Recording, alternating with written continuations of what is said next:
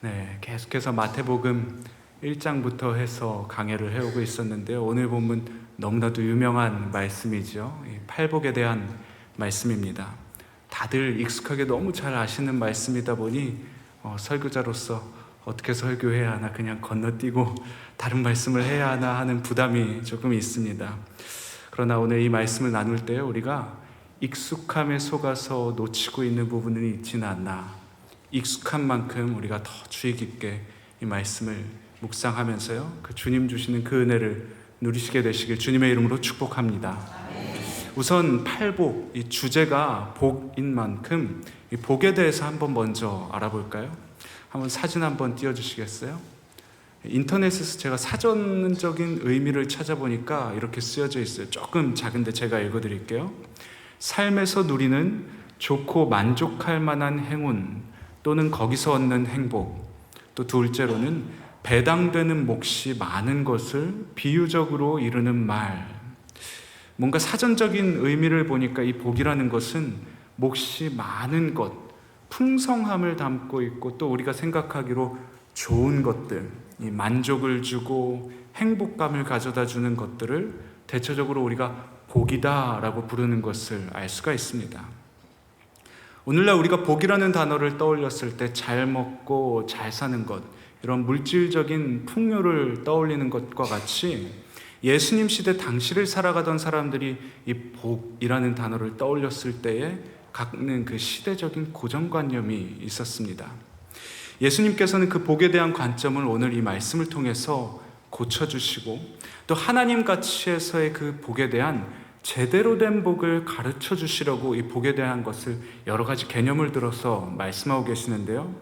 한번 오늘 이 말씀을 통해서 여러분이 갖고 있는 그 복의 개념이 정말 예수님께서 말씀하시는 이 성경적 개념에서의 복과 일치하는지, 내가 생각하고 있는 복이 예수님이 말씀하신 그 복과 같은 복이 맞는지를 한번 확인해 보는 시간이 되기를 바랍니다. 우선 이 팔복에 대한 말씀을 정확하게 이해하기 위해서는 당시 사람들이 갖고 있었던 복에 대한 개념을 이해하는 것이 정말 중요합니다. 당시에는 이제 크게 두 가지 문화적 기둥이 있었습니다. 이 그리스를 중심으로 해서, 그리스 문화를 중심으로 해서 생겨난 헬레니즘 문화와 또 성경적 역사의 배경을 두고 있는 유다이즘 문화, 이렇게 두 가지가 있었는데요. 신약 성경은 이렇게 헬라어로 기록이 되어 있었는데, 오늘 본문의 이 복이 있나니에 해당하는 복은 헬라어 마카리오스라는 단어입니다. 이 단어는 사실 고대 그리스 철학자인 아리스토텔레스가 처음 사용했던 단어입니다. 그가 처음 이 복이라는 개념에 대해서 이 복을 사용했을 때에 헬레니즘 문화권에서 이해하는 복은 이렇습니다. 이 삶의 각 영역마다 정말 주관하는 신들이 저마다 존재를 하고, 그 신들에 의해서 얻어지는 것들, 뭐 부라던가 혹은 근심과 염려가 없는 상태를 복이라고 이해했습니다. 정리하자면 두 가지예요. 첫째로는 우리가 생각하는 부, 이 잘 먹고 잘 사는 것, 신들에 의해서 우리가 그것을 받고 잘 먹고 잘 사는 것을 첫째로 복이라고 생각했고요. 둘째로는 마음에 근심과 염려가 없는 상태, 오늘날로 말하자면 무탈한 거죠. 평안한 그 상태를 헬레니즘 문화권에서는 이 신들에 의해 복받았다라고 이해를 했습니다. 예를 들면 이런 거예요. 우리가 그리스 로마 신화 하면은 이 로마에 그 신들이 정말 많이 있잖아요. 우리 성도님들 얼굴이 아름다우신 분들은 이 미의 여신 아프로디테가 다 복을 주신 분들이고요. 또 머리가 똑똑한 사람들, 이 지혜가 충만한 사람들은 지혜의 여신 아테네가 복을 준 거고, 그리고 오늘 농사를 너무 잘 지었어, 한 해에 수확이 너무나도 많아, 그러면은 풍요와 농사의 신인 데메테르가 복을 준 것이라고 그렇게 생각하는 게 이 헬레니즘 문화권에서 갖는 복에 대한 개념입니다. 당시 이런 다양했던 그 신들이 문화가 그렇게 지배를 하고 있으니까요, 사람들이 보편적으로 어떤 생각을 갖고 있었냐면은 어떤 신이든 괜찮다, 어떤 신이든 괜찮다. 그 신이 뭐 제우스건 아폴론이건 포세이돈이건 심지어 하나님이던 간에 나에게 복을 주면 되는 거 아니냐, 내게 복만 되면은 괜찮은 거 아니냐라는 그런 생각을 보편적으로 갖고 있었습니다. 이게 바로 헬라 문화권 아래에 살아가던 사람들이 갖고 있었던 복에 대한 가치관이었어요. 그렇다면 하나님의 백성들이 갖고 있던 복의 개념이 또 있었겠죠? 이 실상 하나님의 백성인 유다 백성들도요, 이 헬레니즘 문화권 속에서 살다 보니까 영향을 받고 있었어요. 그런데 그들은 거기에 플러스 또 종교적인 면까지 그곳에 합쳐져 있었어요. 뭔가 짬뽕돼 있었어요. 유대인들이 갖고 있던 복에 대한 개념은 이렇습니다. 율법의 기초를 두고 있었어요. 율법이라는 이 구약 성경의 기초를 두고 있었습니다. 유대인들이 복을 어떻게 이해를 했냐면, 복이란 하나님께서 주시는 그 내적인 평안함을 받는 것이다 라고 생각을 했습니다. 하나님이 주시는 내적 평안함을 받는 것. 여기까지만 들으면 뭐 별로 문제 없어 보이죠? 너무 단어상 괜찮아 보이죠? 말로는. 그런데 기초가 뭐라고 했죠? 이 구약성경 율법이라고 했죠. 그래서 하나님이 주신 그 율법, 이 토라를 통해서 경건함이나 의로움이나 뭐 죄사함이나 그런 신적 본성의 상태가 내게 주어진다라는 개념을 갖고 있었습니다. 그러면 유대인들이 갖고 있는 그 개념에서 한번 생각해 볼게요. 복의 기초가 율법, 토라에 달려 있다라고 했는데, 복을 얻기 위해서 그들은 무엇을 했을까요? 바로 율법에 매달리기 시작합니다. 그렇게 유대인들이 율법에 매달리기 시작하면서 오랜 시간 이 강대국들에게 나라도 빼앗기고 포로로 끌려가고 하는 그런 400년간의 암흑기를 거쳐가게 됩니다.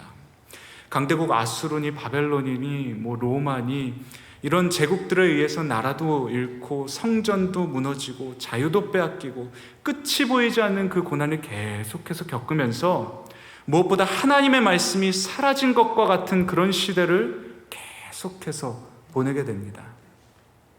그렇게 400년의 중간기를 지나면서 그들이 가지고 있었던 이 복이라는 것에 대한 개념이 조금씩 변화되기 시작합니다. 조금씩 변하기 시작해요. 시리아의 통치자였던 안티오코스 4세가 유대교를 정말 심하게 박해를 합니다. 막 그들을 헬라니즘화 시키고 또 유대인의 심장과도 같은 그 예루살렘 성전을 무너뜨리고 그 안에 있는 금은보화를 다 탈취해가고 아주 처참한 상황을 겪게 됩니다. 하나님의 임재를 상징하고 주님과의 만남의 공간이었던 그 예루살렘 성전이 무너져 버린다라는 것들은 그들에게 이런 의미예요. 하나님의 말씀이 사라졌다. 하나님의 말씀이 사라졌다.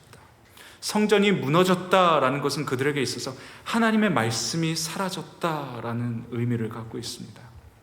유대인들이 하나님의 말씀인 그 율법, 이 토라에서부터 복이 주어진다라고 생각했는데 성전이 무너지고 말씀이 사라지게 됐어요.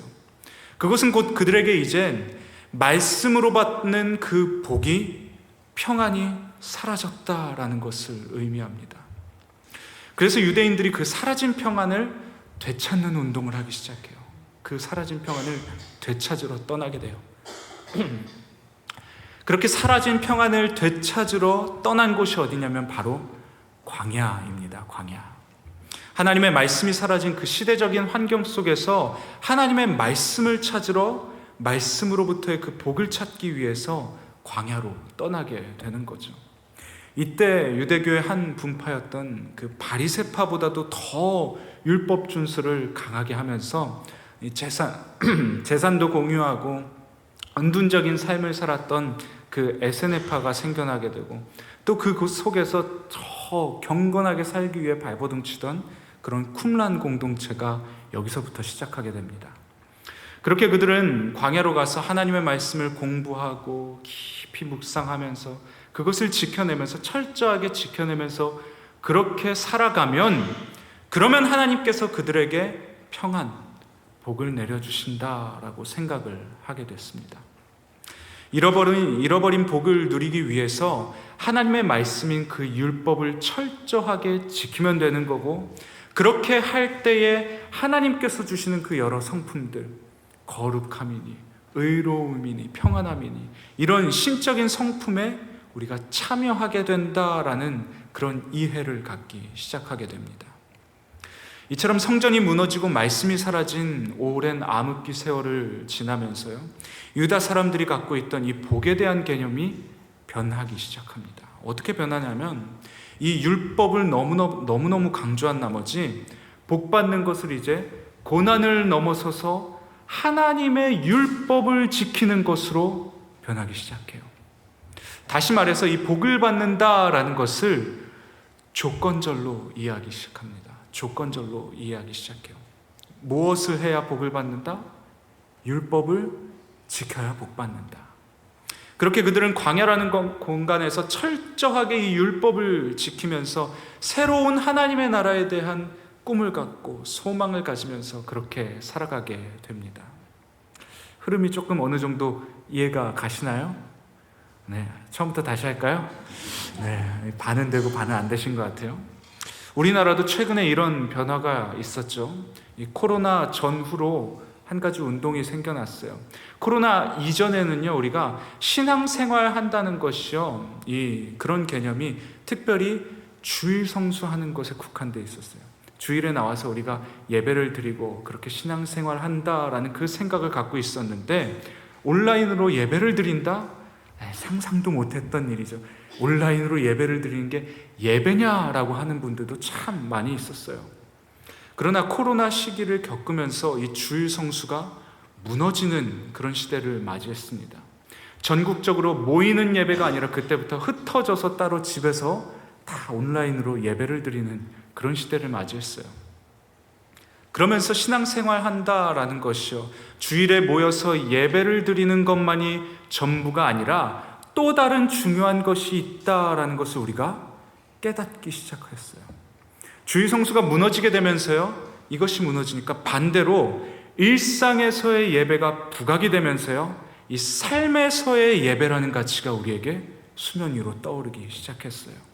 신앙생활 한다라는 개념이 주일 성수를 넘어서 이제는 매일을 주일처럼 말씀 붙들고 살아가는 것, 그렇게 매일의 삶에서의 예배를 올려드리는 것이 참된 신앙생활이구나라는 그런 신앙의 가치관이 이 코로나를 통해서 우리의 기독교에 정말 주의 깊게 다가오게 됐습니다. 어느 국가든지 이런 시대적인 큰 일을 겪게 되면 이 가치관이 변하게 됩니다. 우리는 달랑 코로나 3년 시간 동안 이런 가치관의 변화가 있었는데요, 예배라는 것에 있어서 가치관이 변했는데, 이스라엘 백성들은 무려 400년간의 암흑기를 지나게 됩니다. 그러다 보니까 이 복에 대한 이해가요, 처음에는 분명 율법, 이 토라라는 것에 기초를 두고 구약 성경에 기초를 두긴 했지만, 여러 시대적인 환경을 지나게 되면서 복에 대한 이해가 점점 바뀌고 변형이 되어서 예수님 시대에 당시에 정착되었던 복에 대한 이해가 바로 고난 속에서도 하나님의 말씀을 지키면서 살아내는 것만이 신의 성품에 맞닿게 되는 것이고, 그것이 바로 복이다라고 그렇게 이해를 하게 된 것입니다. 고난 속에서 하나님의 말씀을 지키며 그 말씀으로부터 복을 받아 평안함이나 거룩함이나 여러 신의 성품에 맞닿는 그것이 복이다. 겉으로 봤을 때는 되게 멋있어 보이죠. 괜찮아 보이죠. 그 말이 틀린 것 같아 보이지가 않아요. 그런데 여기서부터 우리가 잘 아는 바리새파가 시작이 됩니다. 여기서부터 바리새파가 시작이 돼요. 어딘가 문제가 있다라는 거겠죠. 예수님께 자주 꾸짖음을 받던 바리새파가요, 여기서부터 바로 시작이 되는데요, 또 율법주의들이 바로 이 복의 개념에서부터 등장하기 시작합니다. 말씀을 지켜야지만이, 말씀을 철저하게 그렇게 살아내야지만이 구원을 얻게 되는 것이고 복을 받는 것이다라는 그런 개념의 여러 종파들이 생겨나기 시작합니다. 앞서 말했다시피요, 이 복이라는 것이 당시에 조건절이 되면서 율법주의로 변질이 되어가기 시작한 거예요. 바로 이런 복에 대한 이해가 예수님 당시 그 유대에 꽉 차 있었던, 이스라엘 가운데 꽉 차 있었던 복에 대한 이해입니다. 이런 역사적인 배경과 이해 속에서 오늘 이 팔복에 대한 말씀을 우리가 들어야지만이 정확한 의미에서의 이 복을 우리가 이해할 수 있기 때문에 제가 좀 설명을 아주 길게 좀 말씀드렸습니다. 아직 서론 시작 안 했습니다. 네. 이게 서론이었습니다. 정말 중요해요. 근데 서론이 본론만큼이나 정말 중요하기 때문에요. 그렇다면 이 앞서 나눈 당시 사람들이 갖고 있던 이 복에 대한 개념, 이 이해를 갖고요, 오늘 말씀에서 그렇다면 과연 예수님께서는 과연 복에 대해서 어떻게 말씀하고 계시는지 이것을 한번 살펴보길 원하는데요. 우리 1절 말씀에요, 이렇게 말씀하세요. 예수께서 무리를 보시고 산에 올라가 앉으시니 제자들이 나아온지라. 여기 독특한 표현이 하나 등장합니다. 장소가 소개되고 있는데 이렇게 소개되고 있어요. 산에 올라가 앉으셨다라고 말씀하세요. 산에 올라가서 설교를 하셨다 해서 우리가 이 팔복 말씀을 산상수훈, 또 산상설교라고도 이야기를 합니다. 이 팔복에 대한 설교를 다 마치시고 난 다음에는요, 이렇게 기록이 되어 있어요. 마태복음 8장 1절 말씀에는요, 예수께서 산에서 내려오시니라고, 이 말씀을 마치고 이제 내려오셨다라고 해요. 설교를 다 마치시고 산에서 내려오셨다라고 마태는 이야기하는데요. 그런데 사복음서를 주의 깊게 읽어보신 분들은 조금 이게 이해가 안 가실 수가 있어요. 조금 의아한 부분을 찾게 됩니다. 누가복음에 보면 이 동일한 부분에 대해서 조금 다르게 묘사를 하고 있어요. 누가복음 6장 17절에 예수께서 그들과 함께 내려오사 평지에 서시니라고 말씀하세요. 평지에 서시니. 방금 이 18절 바로 이후에 이제 팔복에 대한 말씀을 하시는데요. 마태복음에는 분명 산에 올라가서 말씀을 전하시고 내려오셨다라고 팔복 말씀을 산 위에서 전한 것으로 말씀하고 계시는데, 누가복음서에서는 이 말씀을 어디에서 하셨다 하죠?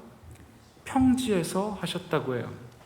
평지에서 한 평지설교로 이렇게 설명을 하고 있습니다. 누가복음 7장 1절 말씀에는요, 이렇게 되어 있어요. 예수께서 모든 말씀을 백성에게 들려주시기를 마치신 후에 가버나움으로 들어가시니라. 뭐 어디서 내려왔다라는 그런 표현도 있지 않습니다. 바로 가버나움으로 그냥 들어갔어요. 조금 이상하죠? 같은 팔복에 대한 말씀인데 마태는 산 위에서 했다 하고 이 누가는 평지에서 했다라고 하고, 그렇다면 둘 중에 뭐가 맞을까요? 둘 중에 하나는 거짓이겠죠? 성경이 거짓이 있지는 않을 거예요. 사실관계로만 따지자면은 누가복음 말씀이 맞습니다. 정확히는 평지에서 하신 설교예요. 이전에 성지순례를 가서 이 팔복을 이 말씀을 하셨다라는 팔복 하신 그 장소에 세워진 팔복교회에 가봤는데, 그 지형에 세워진 팔복교회 이렇게 생겼습니다. 사진 한번 보여주세요. 팔복교회입니다. 이곳에서 하나님이 그 말씀을 전하셨을 거다라고 생각해서 세워진 교회인데요. 정말 아름답죠. 이게 정면에서 본 것이고요. 이제 이보다 낮은 지형인 갈릴리 지역에서 그 호숫가에서 이 팔복교회가 세워져 있는 지역을 쳐다보면은요, 실제 언덕보다도 낮은 지형임을 알 수 있어요. 한번 다음 사진 보여주시겠어요? 저 멀리 갈릴리 호수인데요. 저기서 보면요, 우리 제주도에 보면은 오름이 되게 많잖아요. 정말 낮은 오름보다도 더 낮아요. 정말 낮은 둔턱 정도 되는 그 정도 수준의 위치에 있어요. 저런 지형에서 팔복 말씀을 전하셨다라는 건데, 그렇다면 우리에게 의문이 생기는 거죠. 마태는 왜 굳이 산에 올라가셔 말씀을 하셨고 또 마치시고 산에서 내려오셨다라는 표현을 하시면서 그렇게 평지에서 하신 말씀을 왜 굳이 산에서 하셨다라고 그렇게 소개를 하고 있는 걸까라는 의문입니다. 마태는 여기에 특별한 의미를 담기 위해서 산이라는 장소를 특별히 빌려서 그렇게 이야기를 하고 있는 건데요. 당시 산에 대한 이해, 이스라엘 백성들이 갖고 있던 이 산에 대한 이해를 우리가 생각하면 이것이 풀립니다. 이스라엘 백성들이 산이라는 단어를 떠올렸을 때 가장 먼저 그들은 무엇을 떠올렸을까요? 산. 그들 생각에서 산은 어떤 존재였을까요? 상징적으로 무엇을 먼저 떠올렸을지 아마 눈치 빠르신 분들은 아실 거예요. 이 출애굽한 이스라엘 백성들이 산 위에서 받았던 게 뭐죠? 신의 산에서 율법을 처음 받게 되죠. 모세를 통해서 하나님의 말씀이 산에서부터 내려와요. 마태는 그 유대인들이 갖고 있었던 산에 대한 이해를 너무나도 잘 알고 있었습니다. 때문에 누가 봐도 그 언덕 같은 그 장소에서 하신 말씀을 산에 오르니라, 산에서 내려오시니라 라는 표현을 써서 과거 율법을 받았던 그들의 기억을 거기서부터 들추어내고 있는 거예요. 지금 신약의 새로운 제자 공동체들에게 하나님의 나라의 가치와 새로운 질서, 그 하나님의 말씀이 주어지고 있는 그 상황을 연출하기 위해서 산이라는 특별한 장소를 빌려서 표현하고 있다라는 것입니다. 이 팔복 말씀은 예수님을 믿고서 따르는 제자들에게 하신 말씀인데, 특별히 이 애굽의 문명 속에서 살아가면서 그 가치관들이 뒤틀렸었던 그 이스라엘 공동체를 구원하시오, 홍해를 건너시고 신의 산에서 율법을 주셨던 것처럼 오늘날 애굽보다도 더 애굽스러운 세상 문화, 그 우상에 찌들어져 살고 있는 우리의 삶 가운데 우리 그리스도인들에게 하시는 말씀이신 줄로 믿으시기를 바랍니다. 그런 우리들에게 첫째로 복이라는 주제로 예수님께서 말씀을 하십니다. 이 말씀을 통해 복에 대한 의미를 우리가 다시 한번 새겨보길 원하는데요. 우리가 일반적으로 아는 복은 상대를 우리가 축복합니다, 복 받으세요, God bless you 할 때 그 복의 개념은 히브리어로 바라크라는 단어를 씁니다. 바라크는 하나님께서 우리를 향해서 축복하시는 것을 의미합니다. 그런데 오늘 헬라어 이 본문에 나오는 복, 헬라어 마카리오스는 히브리어로 바꾸자면 이런 단어가 됩니다. 아시레라는 단어예요. 아시레, 에쉐르라는 단어인데요.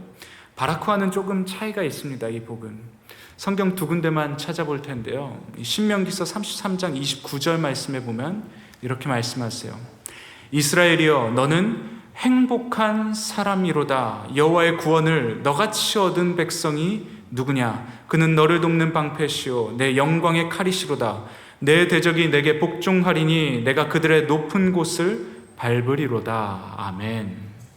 신명기서의 모세가 이제 죽기 전에 이스라엘 자손들을 축복하면서 이제 유언처럼 하는 설교입니다.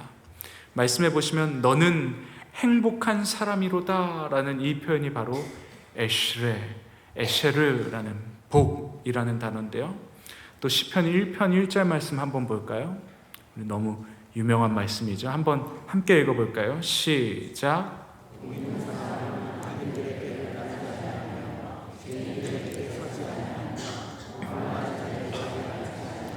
아멘. 복에 대한 너무 유명한 말씀이죠. 이 말씀에 나와 있는 복 있는 사람의 이 복 있는 사람, 복도 동일한 단어입니다. 에쉐르, 동일한 단어예요. 오늘 본문 마태복음에서 말씀하시는 이 팔복은 바라크가 아니라 에쉐르에 대해서 말씀하시는 건데, 그렇다면 이 에쉐르, 마카리오스에 해당하는 복에 대한 의미를 제대로 우리가 알려면 그 단어가 갖고 있는 의미를 좀 이해하면 되겠죠. 그 의미대로 이 팔복 말씀을 우리가 해석할 때에 예수님께서 말씀하신 복에 대한 의미가 정확하게 풀이가 됩니다. 예수님이 말씀하신 마카리오스, 에쉐르라는 단어는요, 그 복은 이런 거예요. 제가 한 가지 예를 들어볼게요. 가끔 제가 이제 교육자실에 있을 때 정말 막 피곤해서 너무 일이 많아서 힘들 때에 저희 아이들이 제가 좀 불쌍해 보였는지 가끔 이 조각 케이크를 사온다던가 이 시원한 음료를 사가지고 당이 차 있는 음료를 사가지고 저한테 막 들고 올 때 있어요. 아이들이 마음이 너무 예쁘죠. 저희 아이들이 그렇습니다. 그렇게 저희 아이들이 가끔 그럴 때가 있는데 제가 그 학생에게 이렇게 이야기하는 거예요. 야, 어쩜 너는 마음이 그렇게 이쁘니? 얼굴만 이쁜 게 아니라 마음도 참 이쁘구나. 누구누구는 착하니까 하나님께 복 받을 거야 라고 제가 이렇게 이야기를 합니다. 또 한편으로는 이런 표현도 할 수 있을 것 같아요. 너는 복이야. 너는 복이다. 자체로 복이야. 두 표현 중에 어느 표현이 더 근본적인 복 같으시나요? 둘째 표현이죠, 그렇죠? 착하니까 복 받을 거야 라는 그 표현은 조건이 달려있죠. 착하면 복 받는다 예요. 반대로 나쁘면 복 받지 못한다 예요. 나쁘면 오히려 벌 받죠. 예. 그런데 너는 복이야 라는 표현은 그 아이가 지금 착하건 나쁘건 달콤한 케이크를 사왔건 시원한 음료를 대접했건 어떠한 행동하고도 관계가 없는 거예요. 그냥 그 사람 자체가 복인 거예요. 여러분은 두 표현 중에 어떤 표현이 더 마음에 드시나요? 첫째인가요? 둘째이시죠? 제가 누군가에게 야, 너 정말 열심히 사는 거 보니까 너는 잘 살 거야 라고 말하는 것과 야, 너는 참 좋겠다, 이미 너희 집 너무 잘 살아서, 이 두 표현 중에 어떤 표현이 더 여러분 원하시는 표현이신가요? 둘째 표현, 이게 원하죠. 이미 일을 열심히 하기 전에 이미 잘 살았으면 그게 다 원하는 표현일 거예요. 다시 말해서 오늘 마태복음 이 본문에서 말씀하시는 팔복에서의 복, 마카리오스는요, 너는 복이다, 복 있는 자여 라는 말씀을 하고 계시는데요, 내가 이렇게 하면은 복되다 라는 조건적 의미에서의 복을 말씀하시는 게 절대로 아닙니다. 심령이 가난하면 복이 있고 애통하면 복이 있고 복 받으려면 심령이 가난해야 돼, 애통해야 돼 라는 그런 말씀이 절대 아니다라는 거예요. 정말로 그런가? 마태복음에서 말씀하신 이 복이 어떻게 완성되어지는지를, 이것을 우리가 이해를 해야 되는데요, 앞서 읽었던 시편 1절 말씀, 시편 1편 1절 말씀 한번 다시 띄워주시겠어요? 예.